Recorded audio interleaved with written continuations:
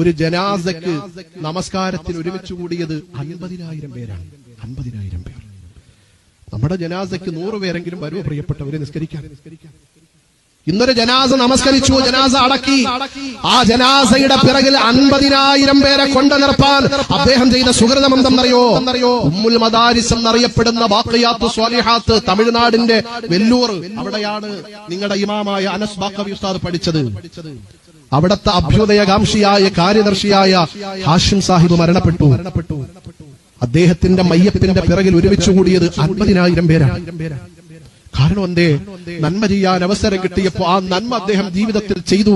അത് ചെയ്തതിന്റെ പേരിൽ അദ്ദേഹത്തിന്റെ മയ്യത്തിന്റെ പിറകിൽ 50,000 പേരെ കൊണ്ടു നിർത്താൻ കഴിഞ്ഞു. നമ്മൾ നന്മ ചെയ്യും, നമ്മൾ നന്മയുടെ വഴിയിലൂടെ നടക്കും. അപ്പോഴും നമ്മൾ മരണപ്പെട്ടെന്നറിഞ്ഞാൽ അള്ളാഹു നല്ല നല്ല സ്വാലിഹീങ്ങളെ നമ്മുടെ മയ്യത്തിന്റെ പിറകിൽ നിർത്തി നമസ്കരിപ്പിക്കാൻ നമ്മുടെ ചാരത്ത് കൊണ്ടു.